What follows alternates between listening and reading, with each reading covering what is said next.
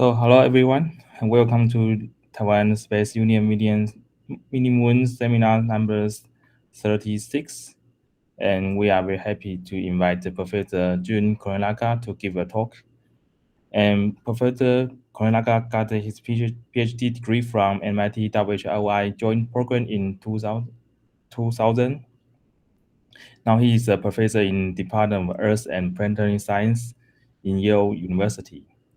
And his research field includes lots of topics such as planet, planet tectonics, and lithosphere and mantle plume, global water cycle, the thermal evolution of Mars, Venus, and exoplanets, and experimental rock mechanics, and protoplanetary disk, and early Earth geodynamics and evolution.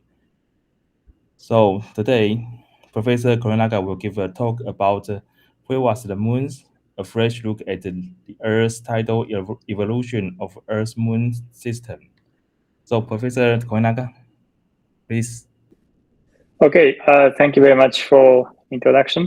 So, so can you see my cursor? Okay, so you can see my Yes, cursor. yes, That's we great. can see you. Okay, great.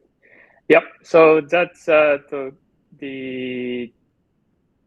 tidal evolution of the early Earth Moon system is what I like to talk about today. So I like to start with some real basics, just to be self-contained.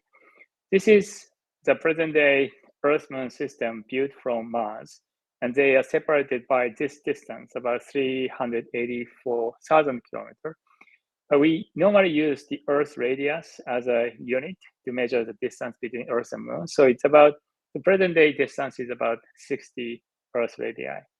And as you probably know, the Moon is slowly receding from Earth with a rate of about 3.8 centimeter per year. And at the same time, to conserve the system's angular momentum, Earth's length of the day decreases by 2 milliseconds per century. This lunar recession takes place, of course, by tidal interaction between Earth and the Moon. Because of lunar gravity, Earth deforms like this, and this deformation is called a tidal bulge. And if Earth is purely elastic, this tidal bulge always point to the Moon. But actual Earth is not purely elastic, it's more like viscoelastic. So it takes some time to adjust itself to lunar gravity. And because Earth is rotating faster than Moon's orbital motion, this delay in tidal response results in a torque applied by the Moon in the sense to slow down Earth's rotation. And at the same time, the Moon moves away from Earth. This means that if you go backward in time, the Moon was closer and Earth was spinning faster. And many people have studied this, and these are 5 representative examples of this backward reconstruction of lunar recession. This one by Webb, 1982, is one of classical models, and this one by Abe and others, 2001, is interesting because, as far as I know, this is the only one that considers the influence of evolving continental configurations. In the last couple of years, we have seen a surge of more sophisticated models, first by Tyler 2021, and Dahar et al. 2021, and most recently, Fahad et al. 2022. Also shown are geological estimates, 4 from tidal deposits and 2 from banded iron formations. Pictures of tidal deposits are shown here for your reference. They are so-called tidal rhizomite, and you can read off the number of days in a year from these stripes. As far as I can tell from the literature, these 4 estimates are regarded quite robust. Now we have 2 somewhat inconsistent estimates from banded iron formations around the 2.5 GA, the Archean Proterozoic boundary. The upper one has been around since 1980s, and it's been very controversial. And the lower one is very new, published just last year, so we need to see how it stands the test of time. But the point here is that when it comes to tidal evolution in the Archean or Hadean, we don't have geological constraints and existing models start to diverge quite substantially.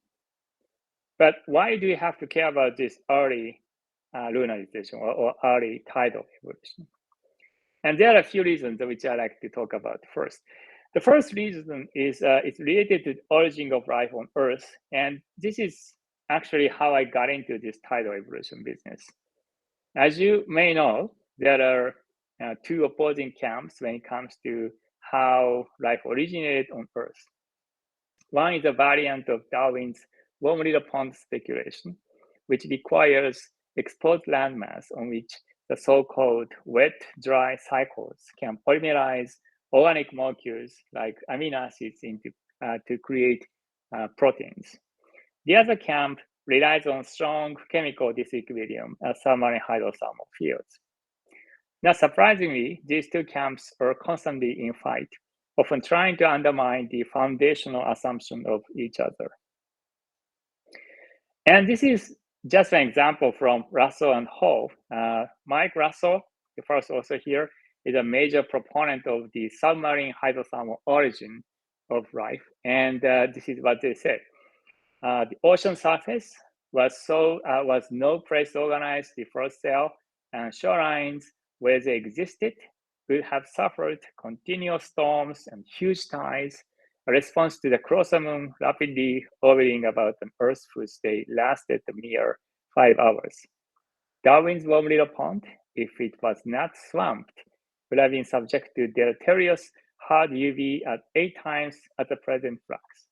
The only safe place to be was on the ocean floor.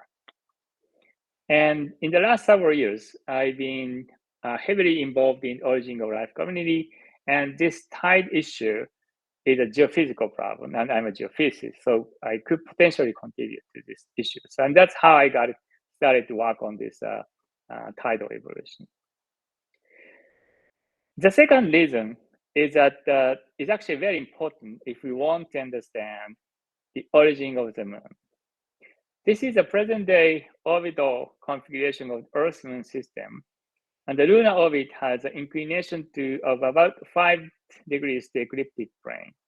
And this sounds small, but if we backtrack the evolution of lunar orbit, it turns out the lunar inclination with respect to the Earth's equator had to be more than 10 degrees when the moon was very close to Earth. And this places a very strong constraint on the origin of the moon. This is because Earth's moon-forming giant impact, which is the leading hypothesis for the origin of the moon, leads to zero lunar inclination with respect to the Earth's equator, our Earth's equator. Both the lunar disk around the giant impact is spread around the Earth's equator. So if you make the moon out of it, it should have a zero inclination with respect to Earth's equator.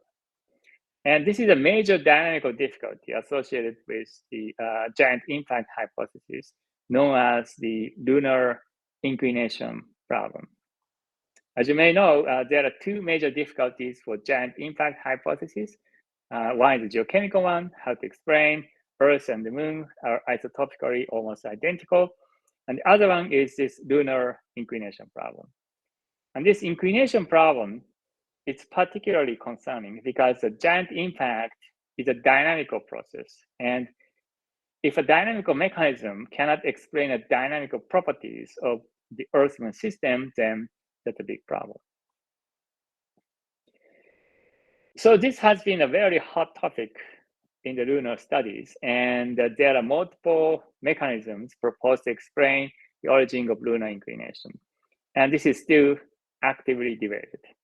But the important point here is that all of these mechanisms depend on the early evolution of the lunar distance in the first 10 to 100 million years after the moon forming giant impact. The third reason is its impact on the thermal evolution of the early Earth and the early moon. When the moon was close to Earth, tidal dissipation should be significant, both within Earth and within the moon. And according to Kevin Zandy and Don Sleep, tidal heating, which is shown in green here was the most important heat source during the Earth's first 100 million years. And a similar thing can be said about the moon. And it turns out that early thermal evolution of the moon is still quite controversial, and people are still debating how long lunar magma ocean lasted. This is a compilation of things related to early lunar chronology, and this middle row shows two contrasting models for the lifetime of lunar magma ocean, 10 million years here versus 200 million years. And this uncertainty affects the early lunar crater chronology. And because lunar crater chronology is a main observational constraint on the intensity of late accretion onto the Earth. And so this debate on the lunar magma ocean falls back to the early Earth evolution. So the early evolution of the lunar distance touches on quite a few different and significant issues. So how to constrain this early tidal evolution? We have obviously two ways. One is backward in time, starting from the present day. And this is what most people have done. Okay, this is understandable because we know the present day situation best. It seems the most secured way of solving this problem. And as we saw earlier, however, this approach has yielded a variety of solutions for the deep time. And this is because most of tidal dissipation is by ocean tides. We, of course, have solid body tides or earth tide, but their contribution is very small, at least in the presence of oceans. These models shown here, they all model ocean tides in different ways, making different assumptions on the ocean depth and spatial extent of continents. And tidal dissipation is very sensitive to lunar distance, to the power of 6. So as the moon gets closer to Earth, such differences in ocean tides tend to get amplified. And that's the reason, that's one of the reasons, the main reason why we have this divergent model predictions. And if we start to think more deeply about ocean tides, we soon realize that it's a very challenging problem. The prime difficulty is best illustrated by this work by Motoyama and others published in 2020, in which they show that ocean tides are quite sensitive to the topography of ocean basins. This is their modeling of lunar distance as a function of time, and these are tidal Q, and this is normalized Hawk as a function of lunar distance.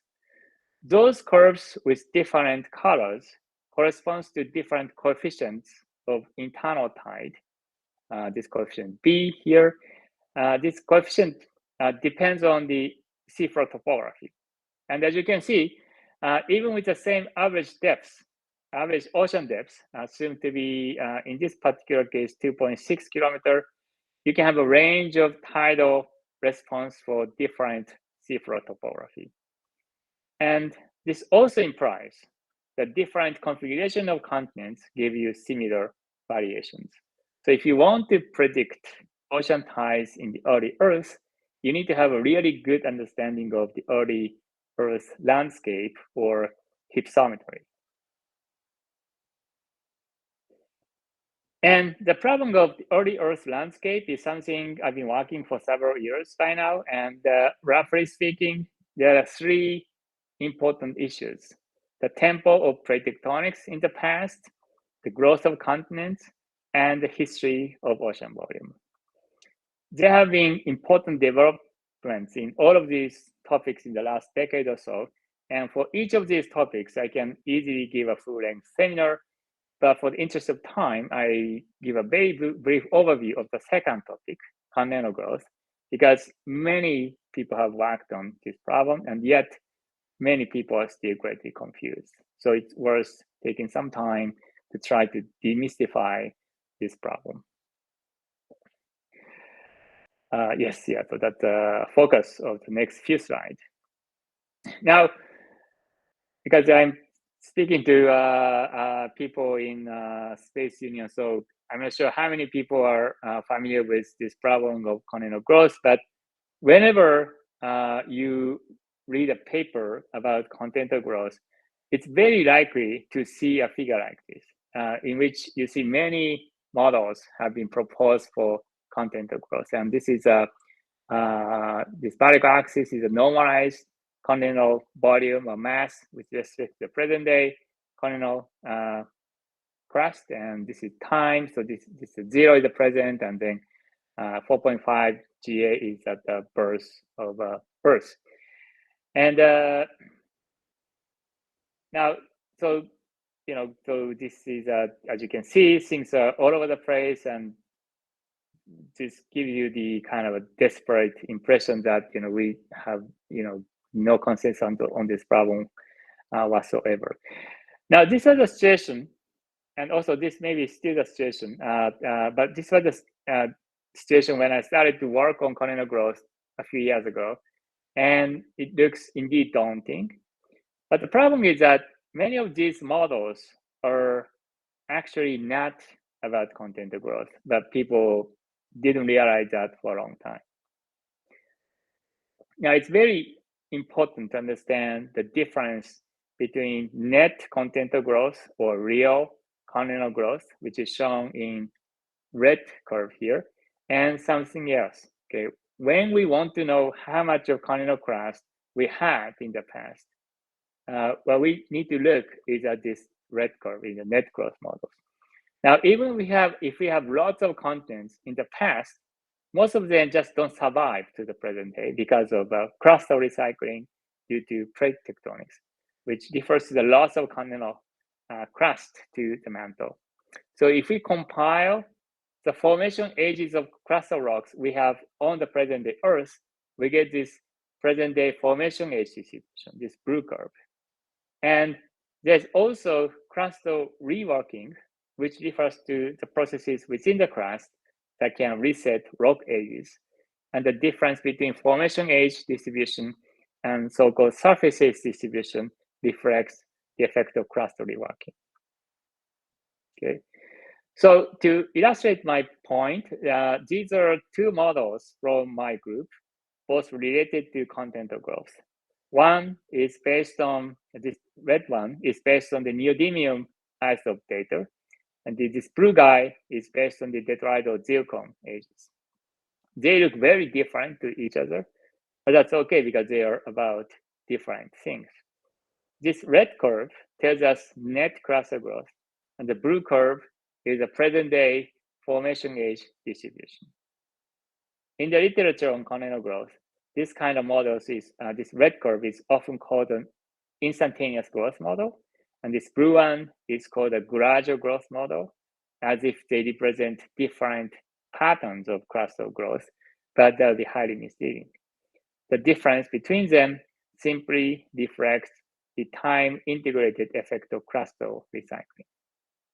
Now, what's nice thing about those two models is that we can show that those two models are actually consistent to each other, because this net growth model is built by so-called geochemical box modeling, which comes with its own estimate on crustal recycling, shown here in orange. So you can calculate the formation age distribution based on neodymium isotope alone by combining this net growth curve and this crustal recycling curve in orange. And if we do that, we get this. This blue shading here is a formation age distribution based on neodymium isotopes. Our geochemical box modeling was done with Monte Carlo sampling, and this darker shades here corresponds to the mid 50% of solutions, and the lighter shade encompasses the 90% of successful solutions. And this neodymium isotope-based estimates on the formation age distribution agrees quite well with this zigzag line, the zircon-based estimates. But I hope it's clear to you that these are not about net continental growth. They're just the estimates on the formation age distribution at present. And this just tells you that, for example, you have about like 50% of continental crust we have now was created before 2.5 billion years ago. So if we go back to 2.5 billion years ago, we must have at least 50% of present day content of mass, but we could have had more, of course, because what we're seeing today does not include what has been lost by cluster recycling. Okay.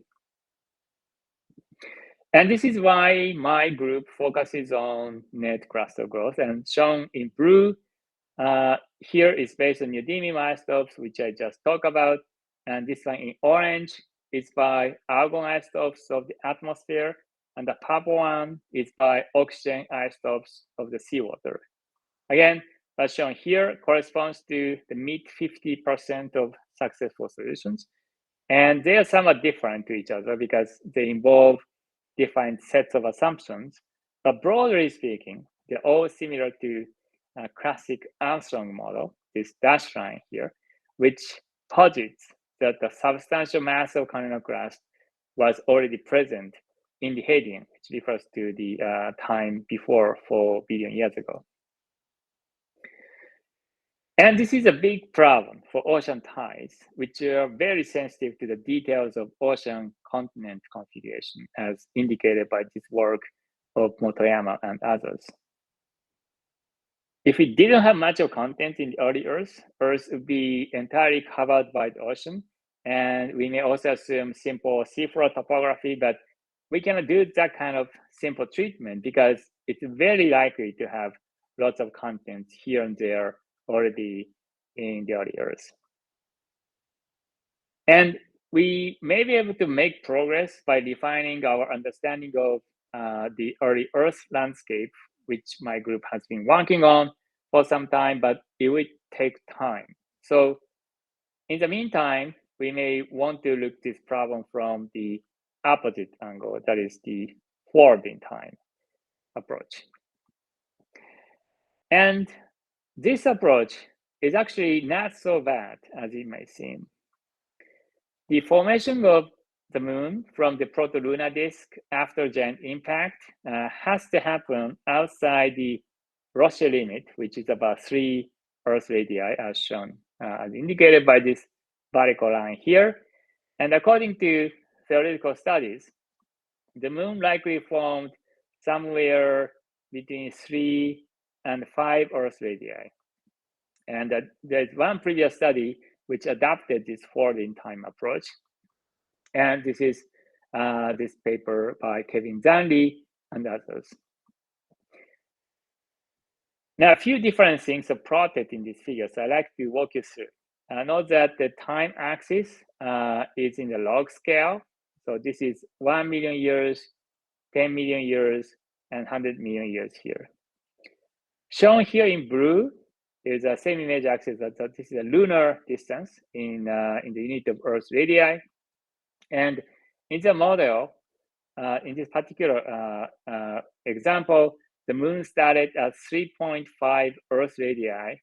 And for the first 2 million years, it moves rather slowly like that, reaching to 10 Earth radii at 2 million years after giant impact. And then it moves away very quickly and gets to the 40 Earth radii in the next several million years.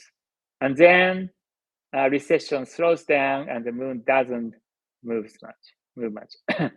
And this red line is a corresponding tidal Q evolution. Lower Q, so this is tidal Q. So lower Q means greater tidal dispersion.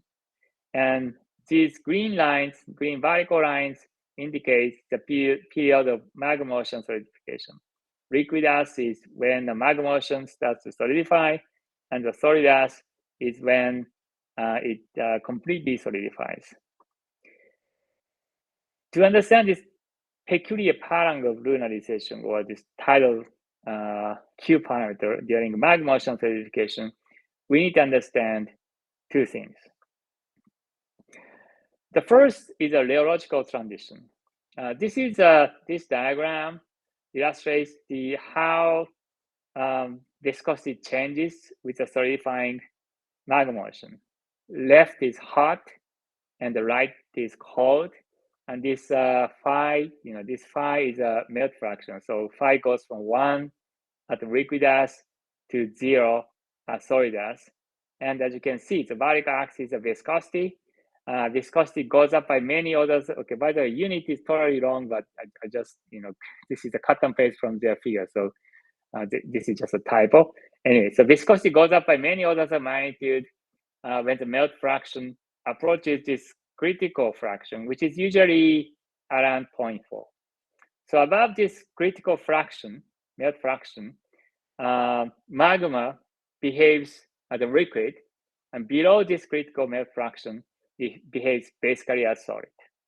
And this very drastic transition from liquid-like behavior to solid-like behavior is what we call the rheological transition.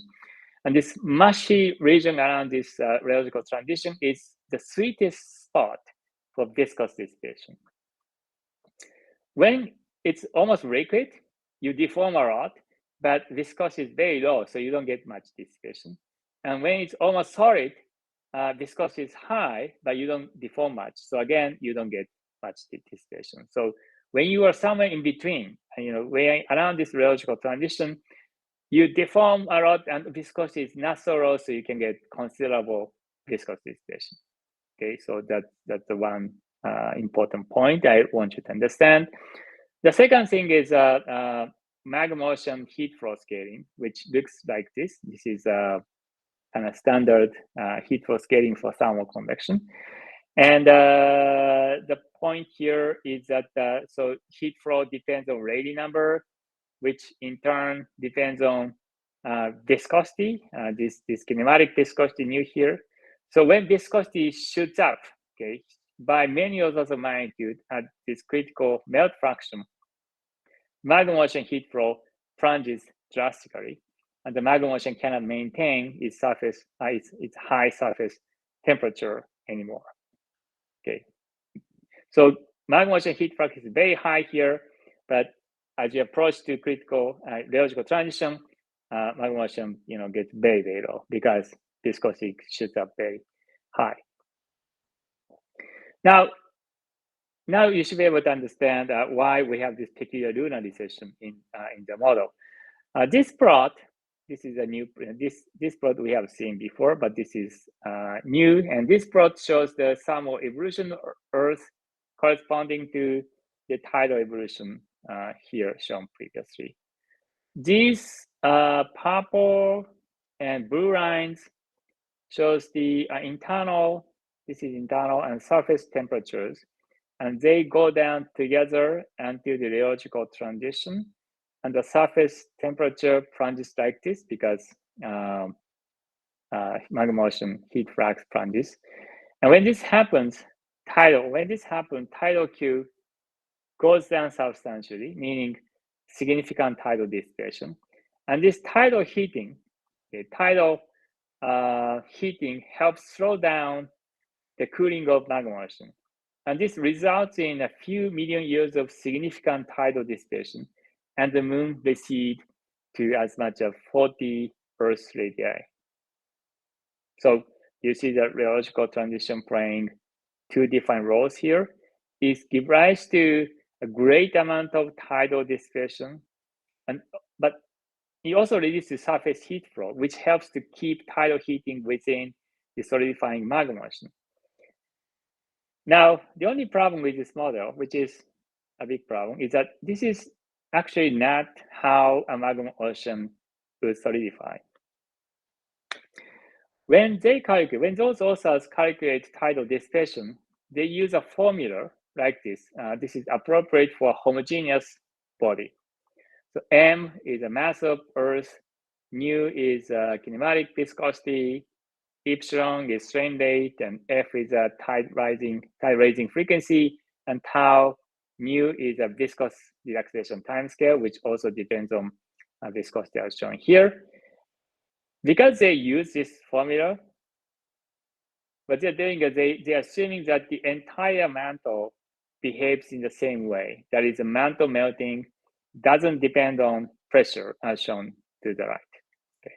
But we know this is not how mantle melts or solidifies.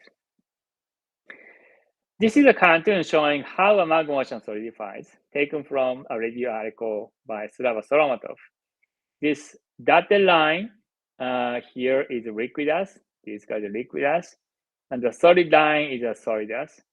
And this dashed line is a temperature for the rheological transition. And this thick line is the adiabat. The liquidus and solidus are steeper than the adiabat. So when a magma ocean cools down, its adiabat crosses the liquidus at the bottom, meaning that a magma ocean solidifies bottom up. And this is what this cartoon is trying to convey. Now, this cartoon is taken from Solomatov's 2015 review paper, but this behavior of magma ocean solidification has long been known, and this since the early 1990s. Shown to the right is my former students' efforts to better quantify those melting curves and adiabats by compiling all of experimental constraints on high pressure mantle melting in a thermodynamically consistent manner. This red line is the adiabat for potential temperature of 4,500 K, and this orange line for the 4,000 K. So, so between, so if you, look at these two curves and the liquidus, you can tell that magma ocean starts to solidify somewhere in between.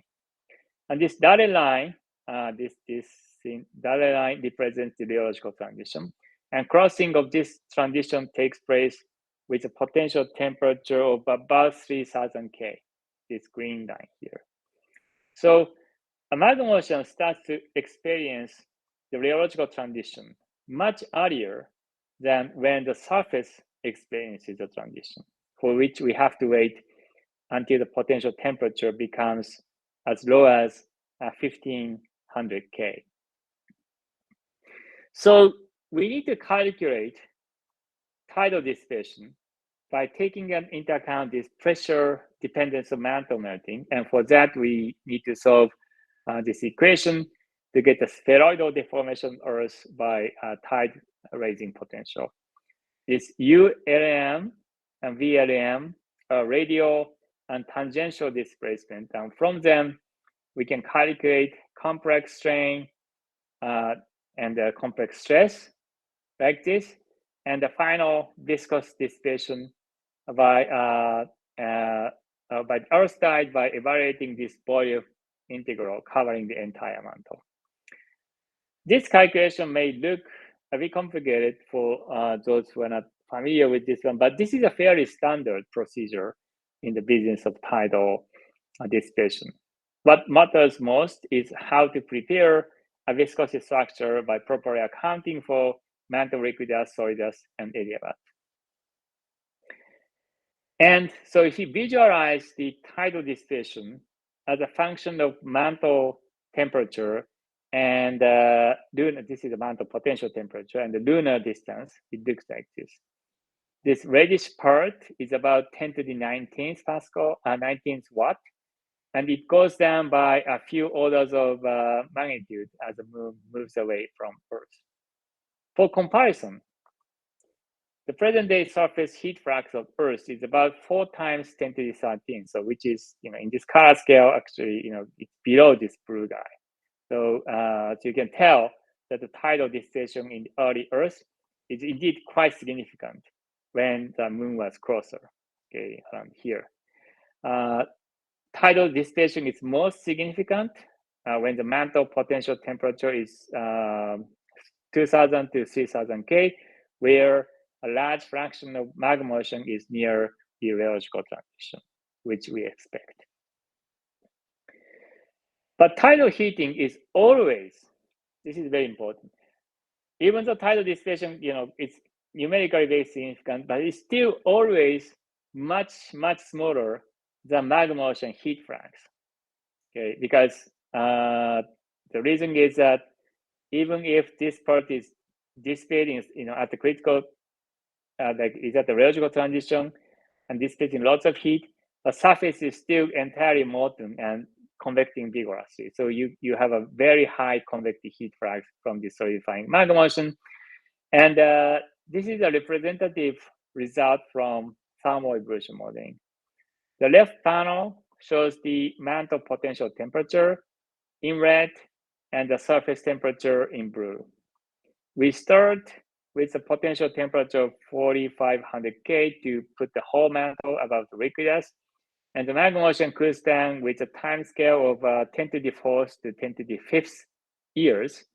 And this sudden drop in surface temperature marks the end of the magma motion phase. The right panel shows the various heat fluxes. The orange line, this one, for the surface heat flux for the magma motion from the magma motion, and the red line is for the tidal dissipation. As you can see, tidal heating in the solidifying magma motion is always, okay, so it goes up to 10 to the, about 10 to the 19th watt when it starts to solidify here, but it always smaller, much smaller than the surface heat flux. So tidal dissipation doesn't really help to slow down the solidification of the magma motion. And this is a critical difference from the previous work of Zhang Li and others. And this is a corresponding orbital, corresponding evolution of lunar distance. During the magma motion phase, this phase is red lines, recession of moon is fairly limited, and the moon moves by only a few Earth radii. After the end of the magma motion, water ocean appears immediately, and to guide the speculation. So after the end of magma motion, basically almost everything is dominated by ocean tides. And but as I told you, modeling ocean tides is actually quite complicated. So just to guide our speculation, I have drawn 4 hypothetical cases with different values of tidal Q over love number K2. Q is tidal, and the K2 is love number, and the typical value for Earth is about 0.3. The calculation of ocean tides can easily get complicated, but based on what we know from existing studies on ocean tide, it'll be very difficult to have Q over K2 down to 1 or 10. Okay, so following those top 2 lines is very unrealistic. You may get those very low values by orbital resonance, but only occasionally. So more likely scenario is fluctuating around this hundreds or 1,000 lines. Now, looking back, how we used to think about lunar recession in deep time, this was the situation until last year. Zhang Li's isothermal magma motion model starts to crystallize only after 1 million years because the liquidus temperature is very low, and as it cools down, the entire mantle experiences the rheological transition. At the same time, dissipating lots of energy, and the moon recedes at substantial rate. And in the model, there is no ocean. So this whole evolution, this whole orange line, is solely due to magma motion solidification. Interestingly, this Zhang Li's forward in time model nicely converges to 2 recent backward in time models, one by tidal and then one by Daher and others. So based on this apparent confluence of 2 approaches, it may be tempting to think that we have a good understanding of how the moon receded from Earth. Okay, but the moon shouldn't move much during magma motion solidification. So the forward in time approach based on magma motion solidification stops here, and the backward in time approach starts to diverge in the Archean, meaning that we have a lot to do to understand the evolution of the Earth-Moon system during the first half of Earth history. So we have a huge knowledge gap, which we didn't realize until very recently. But I alluded earlier, we can kind of guess what it might have evolved based on the likely magnitude of ocean tides. And it's probably something like this. And this lunar recession is much more reduced than that of Zhang Li's estimate. And this has important implications for the lunar inclination problem. As noted earlier, there are multiple hypotheses for the lunar inclination problem, and we may classify them into three categories: early origin, late origin, and something totally different. The lunar inclination can be achieved very early by gravitational interaction with a remnant protolunar disk material, or a bit later by the evection resonance at around 5 Earth radii, followed by eviction resonance. But in recent years, these early origin hypotheses were not in favor, because you can actually show that if the moon recedes quickly, very quickly, as in Zandi's model, the inclination would be substantially reduced. So this early origin mechanism wouldn't contribute to the present day inclination. So the possibility of more gradual lunar recession resurrect these early origin hypotheses. And lunar inclination can also be achieved over a much longer time scale, like 100 million years, by so-called collision-less excitation by leftover planetesimals. This mechanism is more efficient with a longer lunar distance, because the larger cross-sectional area of Earth-Moon system experiences a large number of encounters with planetesimals. So gradual lunar recession makes this mechanism less efficient than previously expected, but it should still contribute some. The last category involve a radically different initial condition for Earth: high obliquity and high angular momentum. And at the moment, it's difficult to evaluate how robust this mechanism can be, because they assume a very simple tidal dispersion model when they calculate orbital evolution. Actually, so just to summarize this is early origin is probably okay, because initial inclination may survive, at least not like some of it. And the late origin is also okay, but probably with a reduced effect. But something, the third category, efficacy of its efficacy is quite unclear. But all of those actually mechanisms, those studies on orbital dynamics assume a very simple tidal dispersion model, because that's a kind of tradition in this field. So to better understand the evolution of Earth-Moon system, we need to combine orbital dynamics with a more realistic model of tidal dispersion, and that's something to be done in the future. So to wrap up, here's conclusions. A history of continental growth and ocean volume is likely to have been most dramatic during the early Earth, presenting a considerable challenge to the backward integration approach to the tidal evolution of the Earth-Moon system. The proper modeling of tidal dispersion within magma ocean, however, can provide a tight constraint on early lunar recession. And the new model of lunar recession likely facilitates the resolution of the lunar inclination problem by allowing both early and late excitation mechanisms. And more detailed analysis of lunar orbital evolution requires the self-consistent combination of tidal dispersion and orbital evolution models, as well as the conservation of ocean tides with the growth of ocean and continents in the Hadrian. And I think that's it. Thank you very much for attention. Yeah, thank you very much, Professor Korenaga. So, any question from audience? You can raise your hand or type in the chat box.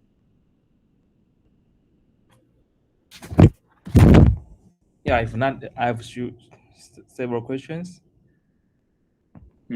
Slide of the continental growth. Maybe I just missed it.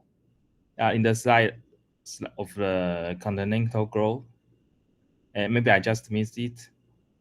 Yep. Fraction is from 1 to 0, and yeah, just a moment. Maybe I can show that this one. Yes. Yeah. Yeah, my question is why the fraction of a continental crust is from 1 to 0. You mean 1 to 0? Yes. Oh, like, yeah, except for this one, most of them are, so, most of those models say that we have, previous, mass of continental crust in the past is at most at the present day value. So we don't expect to have more continental crust than what we have today. Mhm. So you're asking why is that the case? Yeah, because you see it in the right, the the the fraction is zero, and now and then grows to one. What? Oh, we start from zero. At the beginning, we don't have any continental crust, and then gradually grows, and then reaches to the present day value. Okay, so the thing is that okay, continental crust is not so easy to make. So we have two kinds of crust on Earth. Mhm. One is the oceanic crust, and the other is the continental crust.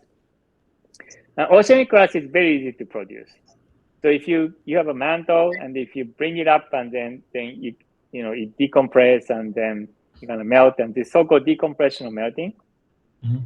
creates basalt. And then when basalt, when this basaltic magma solidifies, becomes oceanic crust. So single stage melting of the mantle can give you oceanic crust. But continental crust is not basaltic in composition. It's like andesitic or granitic in composition. It's more evolved, kind of technical term, but it's not something you can create by single stage melting. So the common way to create continental crust, you make oceanic basalt, oceanic crust, and then you add water. You hydrate oceanic crust, and then you bring it down, heat it up, and then you melt this. If you melt hydrated basalt, then you can get granite. And then that's how. So you have a multi-stage melting to create continental crust. So it takes some time, okay, to make some volume of continental crust. So that's why all those models start from zero, Okay. and then take some time to build up. Okay, and why it wouldn't go above? Why we normally think it should. We probably we could have a little bit more than present, but not substantially more, because the present day continental crust already covers the 40% of Mhm. Earth's surface. And also, creation of continental crust, we think that many of us think that the operation of plate tectonics is essential. So you have to have a subducting ocean floor. So, but let's say if you have like a double the continental crust, you have 80% of Earth's surface is covered the content, but you have only 20% of Earth's surface doing plate tectonics, and then it's really dynamically not easy to maintain to have that kind of situation. So continental crust may cover up to 50%, maybe less, but because we already have a lot of continental crust at the present day, so it's more natural to think that we have less or at most present volume in Mhm. the past. Yeah. So, how did this fraction of continental crust affect the tidal force? If we have Hmm? higher fraction, so how did this affect on the? Oh, so okay, so it maybe I can show you cartoon. So the actually both just a moment. Yeah, so this is a cartoon I have in the some of my papers. So content, we didn't have much content at the very beginning, but the content started to grow. And at the same time, maybe I can show you this one. So ocean volume. So this is kind of my speculation, or kind of most likely guess for the history of ocean volume evolution. And so this again, this zero is the present day, and this is ocean volume normalized by present day ocean volume. So we have one here. And from geological considerations, we think that volume of ocean must have been greater in the past, like this. And also from the consideration of how magma motion solidifies and how Hadean geodynamics should take place, we think very early ocean was very shallow, and then quickly deepens like that, and then start to shallowing again like that. So if you look at the Hadean time, like this early Earth time, ocean was growing quite rapidly, and also as I showed in my talk, main part of my talk, contents was also growing rapidly. So if you combine this rapidly growing content and rapidly growing ocean, you can have like at the very beginning you have shallow ocean but no content. You only have ocean islands here and there. But if you wait few 100 million years, content start to pop up, and then ocean start to deepen, and then at the end of Hadean, but ocean growth eventually wins, and then all contents are submerged and so on. So during this early Earth time, we have changing, rapidly changing ocean depths, and then rapidly evolving seafloor topography. So this makes the calculation of ocean tides very challenging.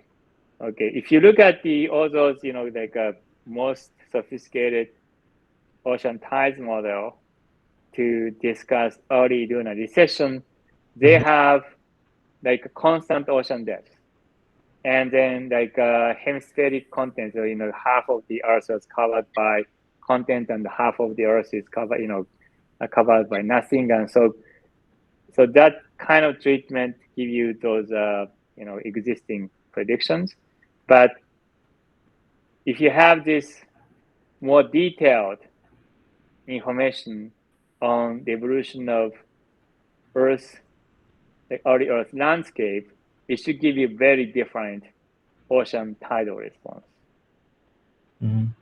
Okay, because ocean tides are sensitive to the details of how deep ocean is, and then what kind of topography you have. Okay, so that's why going backwards, starting from present day, this backward in time approach, if you use this approach to predict or estimate the evolution of lunar recession in this Hadean or early Archean time, you have to understand this problem. Otherwise, you just cannot solve. Yeah. Okay. But if you start from further in time, if you start from magma ocean, then before until magma ocean solidifies, you don't have any ocean. You have just a magma ocean. So the problem is much more simple. Of course, still a little complicated, but you don't have a complication from ocean tides. So you can just focus on the so-called Earth tide, like a body tide. Okay, then so we can have at least for that part, we have a pretty good understanding. Yeah. How about the value of the ocean? What was the value? Yeah. I mean the the total the value of the ocean is that also affect the tidal force. Total, but volume. Oh, total. Oh, yeah, yes. Oh, yeah, gonna affect. Yeah, because different ocean depths give you different orbital resonance. Mm-hmm. So the total value of ocean is growth or it's just a decrease in the. As I showed you, this is still has to be elaborated in near future, but this is my as good as it can get at the point. So this is present day. Okay, this Yes. is what we have. Okay, and around the end of Hadean or beginning of the Archean, volume we have twice as voluminous ocean. Okay, but then before we have a smaller volume. So ocean volume goes from almost 0 to 2 ocean, and then gradually decrease to 1 ocean. So because it is depending on the temperature of the Earth, or This depends on the tempo of plate tectonics, how quickly plate tectonics was operating. okay, thanks. And that's a question. It's about in the future. So if did you So did you exhibit some lunar mission or experiment or observation that can do some prove the theory or? Yeah, so this is so I'm involved in the new virtual research institute on the origin of moon and its evolution. Mm-hmm. So I alluded to at the very end of my talk. So I'm going to combine my tidal dispersion model with orbital dynamics Okay. developed by the people at the Southwest Research Institute. So we have a fully self-consistent um, model for the early Earth Moon system evolution. Mm-hmm. And then so this is so we can and then so this collaboration is about the dynamic aspect, but we also have a geochemist work on the geochemical aspects of this one. So we have a quite comprehensive model both in geodynamics and also geochemistry. So we can we once we have that, we can compare and we can try to compare with available observational constraint to filter out which model can work and which model cannot. Yeah, thank you very much. So if there are no more questions, I think we can end this talk. Yeah, thank you again for a Okay, thank you. nice talk. Okay, thank you. Great. Bye.